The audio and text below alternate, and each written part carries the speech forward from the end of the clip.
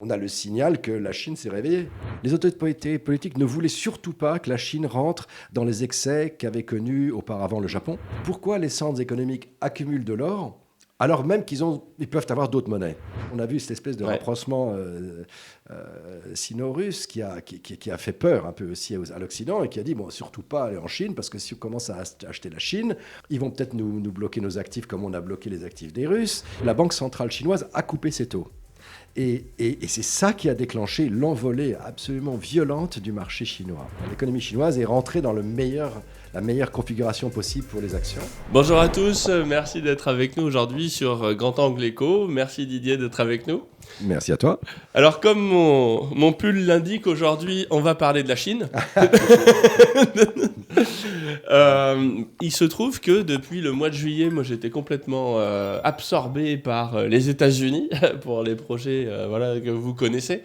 Et en réalité, il se passe énormément de choses sur les marchés chinois, actions. Et du coup, je me suis dit, tiens, je vais en parler à Didier, puisque ça doit lui parler aussi. Ah oui. Et effectivement, à GAFCAL, vous avez commis des articles avec Charles qui parlaient justement de ce boom des actions chinoises. Possible. Donc, explique-nous un peu ce qui est en train de se passer. Est-ce que les communistes sont en train de nous doubler par la droite? Par la droite, absolument, bien sûr, bien sûr.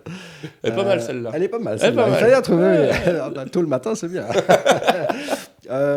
Oui. Alors, effectivement, début juillet, on s'est rendu compte d'une chose, c'est qu'on suit beaucoup les questions d'inflation, de croissance dans les différents pays. On suit 40 pays, etc. Et ce qui s'est passé, c'est que début juillet, la Chine, l'économie chinoise, est rentrée dans la meilleure configuration possible pour les actions.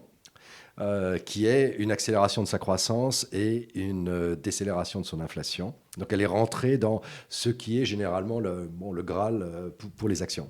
Donc là, on a commencé à émettre des signaux, on a publié des papiers en disant « attention, il va se passer des choses ».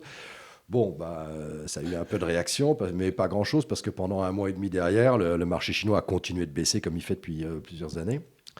Et puis, voilà, et donc, il se passe rien, etc. Bon. Enfin, nous, on avait profité pour revenir sur le marché chinois en attendant. Et puis là, il y a 10 jours, il a explosé à la hausse, quoi. Donc, il est parti, mais comme une balle, quoi. Il est parti là. C'est 30%, 32% en quelques jours. Et puis maintenant, il y a eu un retour d'à peu près un tiers, ce qui est classique, parce que vous n'avez pas 30% et puis ça stabilise. Les marchés, quand ça part violemment dans les queues de distribution, c'est toujours agité. Donc là, il a fait plus 32, moins 10, et puis on va voir ce qu'il va faire dans les jours prochains, mais probablement, il va se stabiliser, mais enfin, c'est quand même un tiers plus haut, donc ça fait quand même très, très...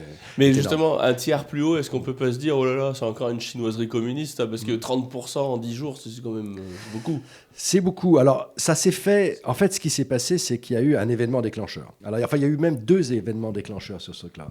Le premier événement déclencheur, c'était un tout petit peu avant, un mois avant, ça a été le yen, la position en yen qui s'est retournée, et tout d'un coup, le yen s'est mis à prendre de la valeur de façon considérable, alors qu'il ne cessait de baisser depuis des années, et qu'il était arrivé à un niveau tellement peu cher que ça posait même des problèmes pour l'économie mondiale. C'est-à-dire que, le Japon est quand même une puissance industrielle forte, elle est implantée en Asie et elle avait une devise très, très, très, très basse. Alors, évidemment, ça n'aidait pas beaucoup toute la région, ça n'aidait pas toutes les devises de la région qui avaient du mal à se réévaluer parce que le yen japonais était très bas.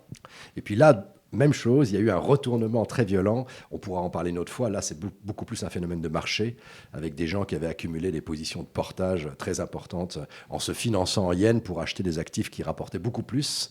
Et puis tout d'un coup, il y a eu un retournement et les gens sont courus pour aller fermer leur position. Et ça a fait une envolée du yen.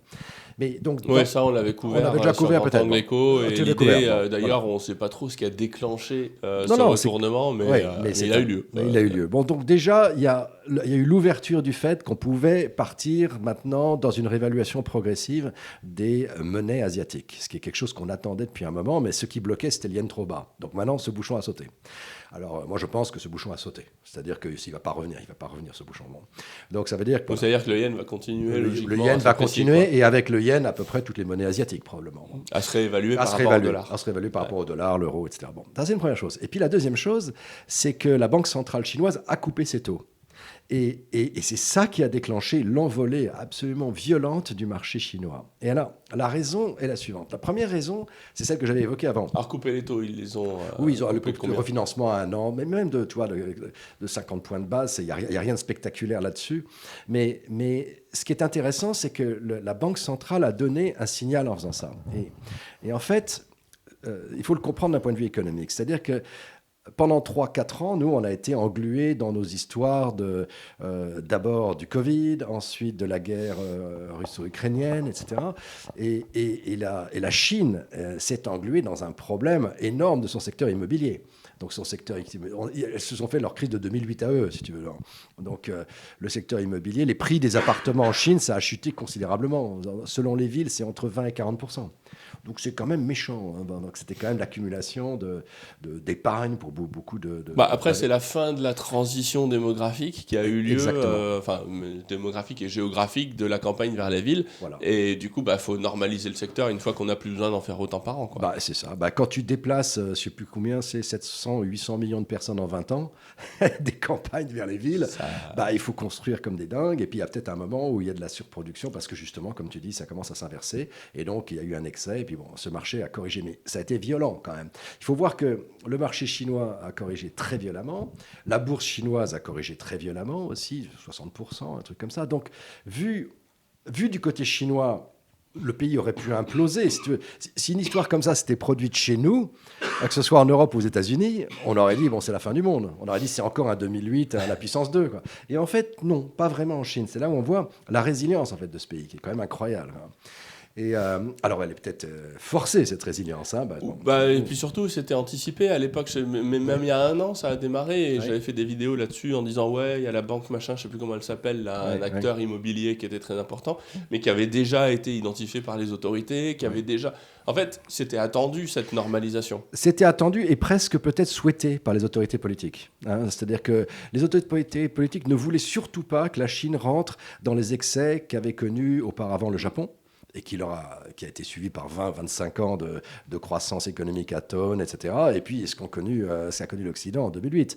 Donc, ils étaient assez contents d'avoir une espèce de correction, parce que ce qu'ils veulent, c'est satisfaire les millions et les millions de gens qui restent quand même à satisfaire dans ce pays. Et on en avait parlé, parce que même quand Evergrande était en train de cracher, on expliquait que c'était pas grave. C'est embêtant, mais voilà, ça fait partie du processus. C'est ça. Mais par contre, ce qu'ont fait les autorités chinoises de façon assez spectaculaire pendant cette période-là, c'est qu'ils ont complètement rediriger les financements du secteur immobilier qui s'est retrouvé, donc c'est pour ça aussi que c'est écroulé, c'est parce qu'ils ne retrouvaient plus de l'argent frais pour refinancer de ces choses-là. Et ils ont redirigé ça vers le secteur industriel. Et pendant cette période où on ne les a pas vus venir, pendant 3 ans, en fait, les investissements industriels ont été considérables. Et donc, on le voit d'ailleurs, un des gros marqueurs, c'est l'industrie automobile. Il y a 3 ans seulement, la Chine était le 5e exportateur mondial d'automobiles. C'est-à-dire que, il n'existait pas. Enfin, la compétition, elle ne se faisait pas avec eux. En l'espace de 3 ans, ils sont passés premier mondial. Donc là, maintenant, c'est l'acteur mondial c'est complètement spectaculaire en 3 ans. Et donc ça s'est fait, en fait, à bas bruit pour nous. Parce que nous, on voyait, en fait, l'Occident qui disait « la Chine est complètement ininvestissable parce qu'ils se prennent la crise immobilière du siècle, comme on a connu, bien fait pour eux. » Enfin, toutes ces choses-là. Et donc, tous les investisseurs étrangers se sont sortis de la Chine. Donc, il y a dans les fonds de pension américains, dans les fonds de pension du nord de l'Europe, il n'y a pas un centime alloué à la Chine depuis des années. Et surtout avec Taïwan, là où ça commence à chauffer un petit peu. Sûr. Alors là, tout le monde a... Alors là, avec les tensions politiques, Ouais. aussi avec la Russie, puisqu'on a vu cette espèce de rapprochement sino-russe qui a fait peur un peu aussi à l'Occident et qui a dit, surtout pas aller en Chine, parce que si on commence à acheter la Chine, ils vont peut-être nous bloquer nos actifs comme on a bloqué les actifs des Russes. Donc, voilà. Vraiment, il ne fallait pas aller en Chine. Le seul problème, c'est que donc on avait finalement un secteur qui était en chute libre et un autre qui était en croissance rapide. La moyenne des deux n'était pas bonne. Elle était moyenne, voire moyenne et puis pas terrible, quoi. Mais à partir du moment où la Banque centrale a dit maintenant cette histoire c'est terminé, je coupe les taux et je vais aider en fait au refinancement de ce qui reste du secteur immobilier, c'était le signal clair que c'était la fin de la partie pour l'effondrement du secteur immobilier. Mais si c'est la fin de l'effondrement d'un et que l'autre est en pleine croissance, tout d'un coup, tac, l'activité peut repartir de façon assez spectaculaire et on peut retrouver des taux de croissance qui sont déjà pas mal. En Chine, ils sont autour de 4,5%. Hein. Donc, en réel oui, en réel. Il ouais. n'y a pas d'inflation, donc en plus, c'est en réel. Et donc, on est sur des taux. Et donc, il y a eu cette prise de conscience très rapide du marché qui s'est dit, mais finalement, on n'a été absolument pas investi dans cette zone du monde, et c'est peut-être elle qui est en train de repartir de façon violente avec des marchés locaux énormes. Et donc, bah voilà, c'est un phénomène classique au feu, et tout le monde se dit, bon, allez, je prends la porte. Et là, on a eu une convergence d'ordre pour acheter les actifs chinois, les actions chinoises, qui a fait que c'est le bouchon de champagne a sauté. Et donc 30% en 10 jours, absolument gigantesque. C'est beaucoup. Donc c'est ça. Et ce qui est assez amusant aussi, c'est que j'avais observé ça, tu sais, on parle souvent de nos travaux sur la fragilité et l'antifragilité. Alors la plupart, la fragilité, ce sont des objets ou des actions qui n'aiment pas le stress, qui n'aiment pas l'agitation. Et on sait très bien que les actions, par exemple, en général, Elles sont fragiles. Elles sont fragiles. On sait très bien que quand le VIX, le marché de la volatilité monte, quand D'ailleurs, il est assez haut en ce moment, le VIX. Oui, voilà. Il se prend des chocs. Et dès qu'il prend un choc, on voit les actions qui baissent. Là, ce que j'ai trouvé assez marrant en l'espace de 2 mois, c'est qu'on a eu 2 mouvements violents liés à des volatilités violentes, mais cette fois à la hausse et pas à la baisse. Généralement, dans les marchés des actions ou dans les devises, quand ça s'agite, ça perd de la valeur, ces actions. Alors, est-ce que les actions chinoises sont antifragiles ? Elles le sont devenues depuis 5 ans. C'est-à-dire que si on regarde, elles ne l'étaient pas. Elles étaient comme les autres indices. Mais si tu regardes sur cette période-là de 5 ans, qui couvre en fait de 2019 à maintenant, c'est-à-dire juste avant le début du Covid, et puis toute cette période où on n'a pas vu la Chine, parce qu'elle avait tout ce dont je viens de parler, et tout le monde se désintéressait de ça. Quand tu fais l'analyse statistique de ça, oui, les actions de la bourse de Shanghai sont devenues antifragiles. C'est-à-dire, quand tu fais une régression entre son rendement et sa volatilité, elle n'est pas en train de baisser. C'est-à-dire qu'en fait, ces actions chinoises apprécient la volatilité. Et là, on est parti dans un mouvement violent, dans une structure antifragile, et ce qui fait que les actions sont montées au plafond. Alors ça, c'est une analyse purement statistique, mais tu peux te demander pourquoi, en fait, pourquoi serait-elle devenue antifragile ? Est-ce que c'est de l'innovation ? Est-ce que c'est du conservatisme ou Exactement. Ou est-ce qu'elles sont en contresens ? Il y a 3 grands facteurs de l'antifragilité. Oui, bien oui. Et pourquoi ? Alors là, je ne peux pas le dire, c'est ça, c'est une discussion ouverte. Mais ce qui est certain, c'est que dans cette période, la Chine elle s'est adaptée. Alors que nous, on ne s'est pas adapté. C'est-à-dire, en fait, c'est assez extraordinaire de voir que l'Occident, dans cette période-là, a continué, par exemple, à émettre de la monnaie pour aller dire surtout, essayons de stabiliser les structures existantes, ou allez, restez, ne venez pas travailler, ou restez chez vous, mais on ne va rien changer. On va quand même vous donner de l'argent qu'on n'a pas. On va l'imprimer, mais on va vous le donner. Tout ça, ce sont des mesures de type fragile, c'est des mesures de conservation d'une structure qui produit une certaine rente. La Chine a fait exactement l'inverse. C'est-à-dire qu'ils se sont serrés la ceinture, ils ont un secteur immobilier qu'ils ont laissé complètement chuter très très violemment, et en même temps ils ont travaillé très très dur à l'exportation pour le secteur industriel. Ils sont montés en gamme, parce que la différence entre les voitures ou les avions, ils sortent leurs premiers avions maintenant. Alors c'est pas de la haute technologie, hein. On n'est pas sur le niveau haute technologie des avions que l'on a, mais quand même ils commencent à sortir leurs premiers avions, ce qu'ils étaient incapables de faire, tu vois, il y a 5 ou 10 ans. Donc ils ont renforcé leur secteur industriel à ce moment-là, ils sont montés en gamme, ils se sont adaptés à une nouvelle configuration du monde de demain, qui est que, l'intérêt maintenant, c'est plus d'avoir une maison en Chine, ça va, ils ont assez de maisons, ils ont assez d'appartements, c'est maintenant d'être compétitifs au niveau international sur leur secteur productif. Et d'ailleurs, pendant très longtemps, on disait qu'il ne fallait pas avoir d'actions en Chine, mais qu'il fallait avoir la monnaie, des obligations chinoises, ce qui a bien marché, de 2018 Absolument. à 2000, il n'y a pas longtemps, on s'en est pas plaint. Non, c'est le meilleur marché obligataire depuis 1 an, 5 ans, 10 ans, enfin tout ce qu'on veut. Mais est-ce que ça veut dire que maintenant, globalement, il est temps de... pas de pivoter, mais de reconsidérer du moins les actions comme c'est exactement ce qu'on dit. Avec quand même un Parce bémol. que cette transition justement démographique est terminée et que maintenant c'est la demande intérieure qui est favorisée, quoi. Et puis maintenant ils sont très compétitifs. C'est-à-dire que maintenant ceux qui ont peur en fait, ce sont les constructeurs traditionnels qui se disent il faut voir que la vie n'est pas chère en Chine. C'est ça la grande différence. C'est-à-dire que on peut vivre en Chine avec le salaire moyen d'un ingénieur ou même bas d'un ingénieur français. Quand vous êtes ingénieur en Chine, vous vivez très très bien avec ce salaire. L'accès à l'énergie primaire est très très peu cher. Je crois que le salaire médian, c'est $1 000 par mois, je J'ai crois, pu en regarder Chine. les chiffres, mais c'est peut-être ça. Et si tu payes juste le double, par exemple, en net Ouais, à un à $2 000, ingénieur, on est bien, alors quoi. là, ils sont très bien. Hein, et ils peuvent aller dans tous les restaurants qu'ils veulent. Hein, et puis les voitures sont pas chères. Bon, Hmm. les voitures, c'est 2,5 fois moins cher. Hein, donc tout est Bah, beaucoup moins Tesla cher. et BYD, on sent qu'il y a de la tension quand même, Et parce que Musk, il sort ses bagnoles à 100 000 balles, Ah bah oui. voire entre 50 et 100, Ouais. et BYD, il sort ça à 11 500. 11 500. Et puis même les voitures les moins chères du marché, disons, occidental, c'est plutôt 25 000 euros, 25 000 dollars, 25 000 euros, et contre 11 000. Donc là, et d'ailleurs, BYD essaie de rentrer en France, là. Ouais. Et là, il y a des discussions là, pour ça. Mais si ça Ah arrive... oui. Ah oui, oui. Et donc, si ça arrive, ça va quand même déstabiliser notre industrie. Donc, on voit d'ailleurs les problèmes qu'a Stellantis, etc. Et puis, en Allemagne, bon, ils sont quand même très, très inquiets. Et Ouais. du coup, si la demande intérieure chinoise, Ouais. finalement, devient la cible, c'est-à-dire que c'est plus la monnaie, parce que la monnaie c'est fait, elle est bien gérée, les gens ont déménagé, donc voilà, y a pas de problème. La structure d'endettement de la Chine est plutôt chouette, parce que c'est essentiellement de la dette intérieure, et Ouais. qu'ils ont des réserves de change. Alors, voilà. Ouais.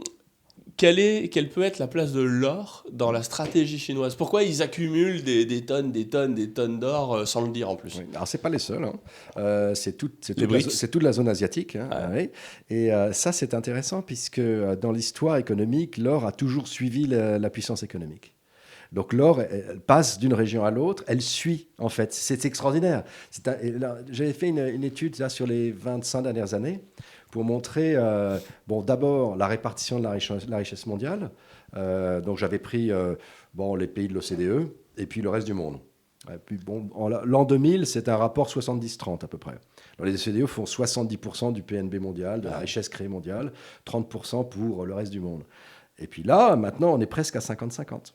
Et on a passé le 50-50 si on est en parité de pouvoir d'achat, si on est bon. Donc disons qu'on est à 50-50. Allez, admettons. 50-50. Allez. Donc on passe et on voit ça. Et ensuite, j'avais été regarder les réserves de banque centrale en or. Et on voit exactement la même tendance. Ouais. C'est-à-dire que l'or est en train de partir de l'Occident pour aller rejoindre l'Asie. Oui, mais justement, ouais. quand on dit l'or, typiquement, la fonction de l'or, c'est de servir de réserve de valeur. Exactement. Et l'autre fonction de l'or, c'est de pouvoir échanger avec tous les affreux de la planète. Oui. Parce que l'or n'a pas d'odeur, on va dire. Oui, oui, c'est ça. Et j'avais fait une vidéo il n'y a pas très longtemps pour dire l'or, ça sert à ça. Ça sert à l'Allemagne de 39-45 à commercer avec le Portugal en passant par la Suisse sans se faire gauler parce que c'est interdit. C'est ça. Et ça sert aux États-Unis à avoir des contreparties sur des pays qui sont fragiles pour reconstituer ses stocks et pouvoir exporter. Donc on voit bien que l'or, c'est l'anti-protectionnisme. C'est-à-dire que quand on accumule de l'or, on n'est pas dans une dynamique où on démondialise, mais dans laquelle on mondialise. Oui.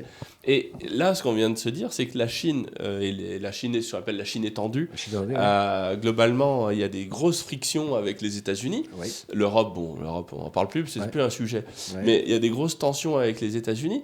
Et en fait, si la Chine étendue accumule de l'or, à un moment, c'est bien qu'ils veulent commercer avec les affreux d'en face, à savoir nous, quoi. Enfin, oui, les affreux d'en face ou entre eux. C'est-à-dire qu'en fait, tout. Là, en fait, à quoi ça leur sert de alors, à quoi l'or ça pour sert commercer avec le Vietnam Voilà. alors qu'ils ont Alors, le yuan? Alors justement, en fait, pourquoi, dans cette question n'est pas que liée à la Chine, elle est historique. Pourquoi les centres économiques accumulent de l'or alors même qu'ils peuvent avoir d'autres monnaies? Eh bien, c'est tout simplement parce que c'est le collatéral de leur monnaie. C'est-à-dire qu'à partir du moment où tu dis, tiens, je vais émettre un franc, ou un franc, alors tu peux dire, tiens, c'est un franc or. Là, c'était tout le 19e siècle en France. On dit, je vous émets des francs. L'Union latine, tout ça. Voilà, mais c'est de l'or. Hein, Ouais. donc, je dis, bon, bah, alors, si c'est de l'or, je peux prendre mon franc.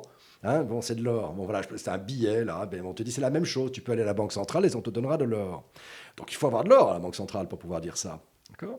Donc, puis tout d'un coup, tu dis, bon, finalement, comme en France en 1914, donc finalement, j'arrête de faire la convertibilité de ma monnaie en or, mais vous pouvez toujours utiliser les francs. Ah ben, qu'est-ce qui se passe tout d'un coup? Tu vas utiliser énormément de ton or pour financer ce qui s'est passé, c'est-à-dire la guerre de 14, etc. Eh bien, évidemment que ton franc se dévalue de façon considérable, puisque tu as moins d'or et tu as plus de billets. Donc, la convertibilité est Oui, mais terminée. une monnaie bien gérée n'a pas besoin d'or derrière elle. elle a besoin... Théoriquement. Dire qu'elle est bien gérée, c'est qu'on n'en émet pas trop Exactement. par rapport à la quantité de valeur réelle que l'on a, qui est, c'est-à-dire soit une économie, mais aussi... Alors ça, c'est la partie économique, tu as raison, parce que pour une monnaie, preuve d'enjeu à deux éléments, c'est ta puissance économique, enfin 3 même, ta puissance militaire, qui est liée généralement, et la troisième, c'est ta sécurité monétaire. Et ta sécurité monétaire, elle est garantie par l'or. C'est la partie monétaire de l'équivalent de la puissance. C'est pour ça que je te disais avant, tout ça va en même temps. C'est-à-dire qu'en fait, quand la puissance change de camp, la contrepartie monétaire qui est admise par tous, on peut en débattre pendant des ans pourquoi c'est l'or, mais change de camp aussi. C'est-à-dire que l'assise monétaire, elle change de camp. Et là, on voit les flux d'or. C'est pour ça que le marché de l'or est très actif. Il est très actif non seulement parce que les gens se disent, voilà, il monte, il faut s'acheter de l'or, mais aussi parce que physiquement, il change de camp. Ouais. Donc, il y a une c'est ça qui le fait monter. Hein. C'est-à-dire qu'il faut monter le prix pour arriver à ce que les autres s'en séparent. Oui, mais il y a aussi chez nous des gens qui se disent, voilà, mais ma monnaie chez moi n'est peut-être pas très aussi sérieuse qu'elle était avant. Pas fifou. Et je vais peut-être acheter de l'or. Charles dit un truc très juste là-dessus. Il dit, en fait, en général, il vaut mieux acheter les obligations ou les monnaies fiduciaires des pays dans lesquels arrive l'or. Pas des pays dans lesquels l'or s'en va. Mais c'est évident, en fait, c'est totalement évident. Donc, ce que ça veut dire, ça, c'est que si l'or va en Chine de plus en plus, ça veut dire que le yuan, le renminbi, la devise chinoise, elle va devenir très sérieuse. Et c'est-à-dire que finalement, si la Chine veut échanger avec le Vietnam, elle n'aura pas besoin d'échanger physiquement avec de l'or. Elle pourra lui dire, regardez, moi j'ai beaucoup d'or chez moi. Donc, ça veut dire que ma monnaie, elle va être très très sérieuse par rapport à l'or, et donc vous pouvez l'utiliser. Mais tu sais que sur la vidéo que j'ai faite sur l'or, là, ça dépend quand ça sera publié, mais du coup il n'y a pas longtemps dans le passé, je montrais en fait qu'en Chine, c'est très rigolo, hein. En 2016, c'est la cotation de l'or à Shanghai. Oui. En 2018, c'est la cotation du pétrole à Shanghai. Absolument. Donc le pétrole devient convertible en or, en fait. Voilà. Et indirectement, oui. Et en 2020 ou 2022, c'est les matières premières. Voilà. Et en fait, tu as monnaie, énergie, matières premières et main-d'œuvre, ils en ont.